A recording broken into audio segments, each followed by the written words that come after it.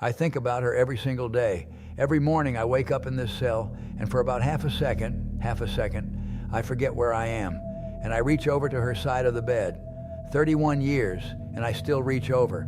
They took everything from me, my home, my business, my name, and they did it because a detective decided that the husband is always guilty, always. My name is Gerald Thomas Morris. I'm 84 years old, and I've been in this place for 31 years for the death of my wife, Margaret. I'm from Charleston, South Carolina, sold cars my whole life, had my own lot on King Street, Morris Motors. I was good at it too. I reckon I could sell ice to an Eskimo, my daddy used to say, but that was another life, another man, almost. Margaret she was everything to me, the love of my life, the reason I got up in the morning, the reason I worked so hard. She was my whole world, and they say I killed her. I'm 84. These hands shake when I pour my coffee. Look at them. You think these hands could hurt anybody? I grew up in Charleston. Church every Sunday, Mount Pleasant Baptist. My mama, God rest her soul, she made sure of that. Me and my little clip-on tie, shoes so shined you could see your face in them. I started selling cars when I was 22. Used to park at the lot before sunrise just to line up the inventory, wash every hood, buff every bumper. By the time the first customer walked in, those cars were gleaming. And I'd walk up, shake their hand, look them in the eye, and say, "Tell me what you need. Not what you want, what you need." That's the difference between a good salesman and a great one. Built Morris Motors from nothing. 3 employees in 76, 11 by 85. I was somebody in that town. People knew my name. People trusted me. I used to tell my guys, I had 3 salesmen working the floor. I'd tell them, don't sell the car, sell the feeling. A man don't buy a Buick. He buys the look on his wife's face when he pulls into the driveway. That was my gift, understanding what people really want. And Margaret, I met her at a church picnic, summer of 71. She had this way about her, this grace. I looked at her and I thought, Gerald, that's the woman you're gonna marry. And I did. 14 months later, Mount Pleasant Baptist, her daddy walking her down the aisle with tears in his eyes. I remember that part. I remember her daddy crying. We had 23 good years, 23, and I ain't gonna sit here and pretend it was perfect. No marriage is, but it was ours. The night it happened, October 14th, 1994, I'd been at the lot late, big shipment coming in. I got home around 7, maybe quarter after. The house was quiet, too quiet. Margaret usually had the TV on. She liked those game shows, Wheel of Fortune, Jeopardy. I could always hear the TV from the driveway, but that night, nothing. I walked in, called her name. Margaret? Maggie? Nothing. I checked the kitchen, the living room. Then I walked down the hall to the bathroom and the door was open and the light was on and she was in the bathtub, face down, the water was still warm. I pulled her out. I tried to do the CPR, the chest compressions, all of it. I called 911. I was screaming into the phone. I was screaming her name. I was soaking wet, kneeling on that tile floor, and she was gone. Now, I've told this story, I don't know how many times, 100, 200, to detectives, lawyers, judges, parole boards, reporters, and now to you, and it never changes because the truth don't need editing.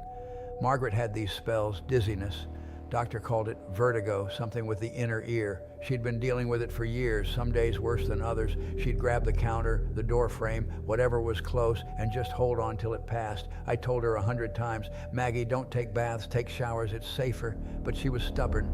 Lord, that woman was stubborn about her baths. Candles, salts, the whole. She liked her routine. And I didn't push it because, well, you don't tell Margaret Morris what to do. The detective, a young fella, couldn't have been more than 30. He showed up the next morning, and right away, I could see it in his face. The way he looked at me, like he'd already made up his mind before he asked the first question. Where were you between 5 and 7 p.m., Mr. Morris? I told him, I was at the lot, got home just before 6, maybe 10 of. And he wrote that down, and he looked at me, and he said, your neighbors say they didn't see your car until after 7. Well, I don't know what my neighbors saw. I know what time I got home. A man knows when he walks into his own house. They said there was water on the floor, too much water for a simple fall. They said that the positioning was wrong, that if she'd fainted and slipped under, her body would have been different. I don't know about all that. I'm a car salesman, not a coroner. I just know what I found. And then they start asking about Margaret's life insurance. Like that means something. Like a man can't have life insurance on his wife without it being suspicious. Everybody's got life insurance. I sold cars. I knew about finances. We had policies on both of us. That's just being responsible. It was a $200,000 policy, standard, nothing unusual. We'd had it for years, since, I don't know, 88 or 89.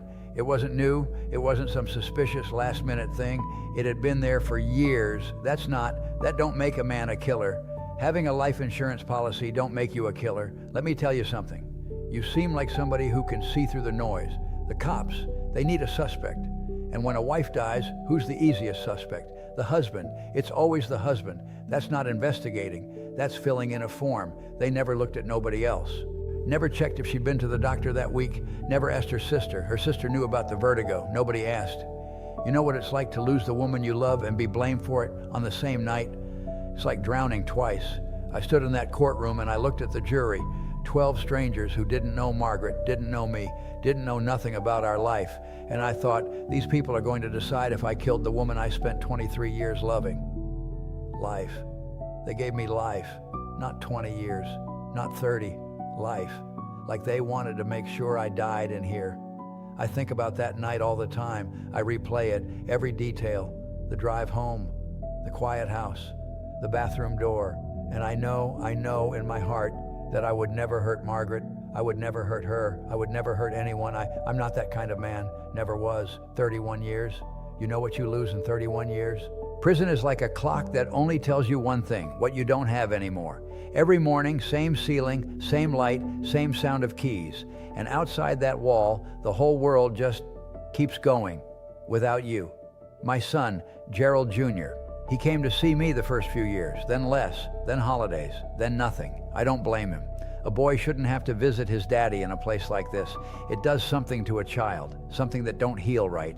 And the dealership, they shut it down. 30 years of work. The sign came down 6 months after the trial.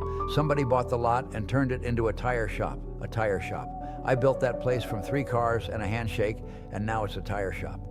People I'd known for 40 years crossed the street when they saw my name in the paper. 40 years of, "Good morning, Gerald. How's business, Gerald? See you Sunday, Gerald." Gone. All of it. Overnight. After the conviction, the lawyers handled everything. There was a thing with the estate. Margaret's policy, the house, the assets, it all had to go through probate because of the conviction. And her family, her sister Diane, she fought to keep everything, fought hard. The funeral was, I wasn't allowed to go. They buried her while I was in county lockup waiting for sentencing. Her sister arranged everything. Didn't ask me what Margaret would have wanted. Didn't ask about her favorite hymn, her favorite flowers, nothing. Just did it without me. You know what I miss most? Sunday mornings. Margaret used to make sweet tea. Real sweet tea, not that bottled nonsense. She'd put it in this blue pitcher, the one with the crack on the handle that she wouldn't throw away because her mama gave it to her. And we'd sit on the porch and not say a word, just sit. That's what they stole from me. Not just years, Sundays. I'm 84 years old. My knees are gone, my back is gone. I got a spot on my lung they're watching. I reckon I've got, 5, 6 more years? Maybe less. And I'll spend every one of them in here. Because a detective who was 30 years old decided in the first 5 minutes that the husband did it. And a jury believed him. And that was that. I've thought a lot about forgiveness. The preacher here, Pastor Williams, he tells me to forgive the system that put me here, forgive the detective, forgive the jury, and I'm trying. Lord knows I'm trying, because carrying anger for 31 years is like holding a hot coal. It burns you from the inside and nobody else feels the heat. But I'll tell you what's harder than forgiving them. It's forgiving yourself for the things you didn't do, the things you should have done. I should have been there. Maybe if I'd come home earlier that night, maybe if I'd fixed the grab bar in the bathroom like she asked me to, maybe if I'd put my foot down about the baths, maybe she'd still be here. I think about Margaret every day, every single day. And I wish things had been different. She deserved better than this, better than what they turned her death into. A case number, a headline, a conviction. She deserved to be remembered as Margaret, not as a victim, not as evidence, just Margaret.